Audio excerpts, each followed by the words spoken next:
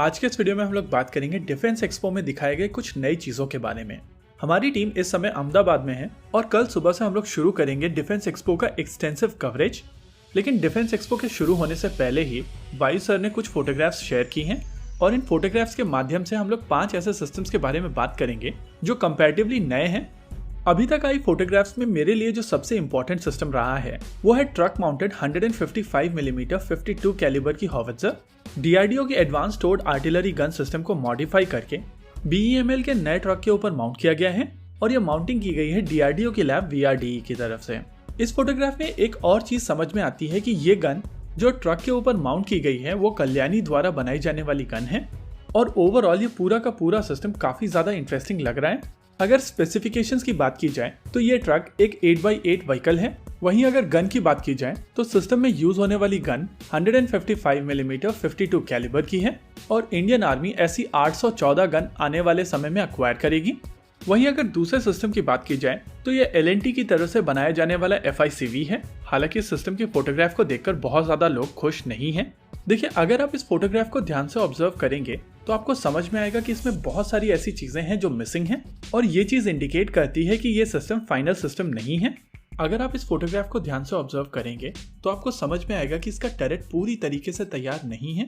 इसमें किसी भी प्रकार की ऑप्ट्रॉनिक्स का प्रयोग नहीं किया गया है और मोस्ट लाइकली ये सिस्टम केवल मोबिलिटी टेस्टिंग के लिए बनाया गया है। हालांकि यही सिस्टम आगे चलकर मॉडिफाई करके फाइनल सिस्टम के तौर पर विकसित किया जाएगा, लेकिन आने वाले समय में इस सिस्टम में एड ऑन आर्मर और एक बेहतर टर्रेट लगाई जाएगी।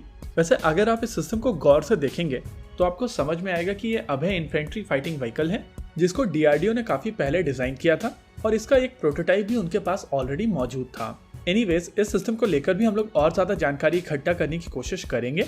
अब बात कर लेते हैं तीसरे सिस्टम की।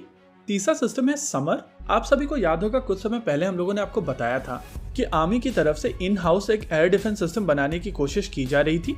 इस सिस्टम को बनाने के लिए सोवियत ओरिजिन की R-27 मिसाइल सिस्टम्स का प्रयोग किया जा रहा है। ये इंफ्रारेड गाइडेड मिसाइल सिस्टम्स पूरी तरीके से पैसिव मिसाइल सिस्टम्स हैं और आप में से ज्यादातर लोगों को ये चीज पता होगी कि इंडिया के पास में एक अच्छे खासे नंबर में ये मिसाइल सिस्टम्स ऑलरेडी मौजूद हैं।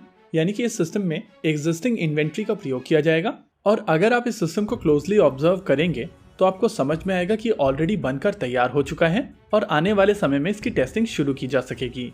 इंटरेस्टिंग चीज ये है कि यहाँ पर समर का एक और वेरिएंट भी इस बार डिस्प्ले में लगाया गया है।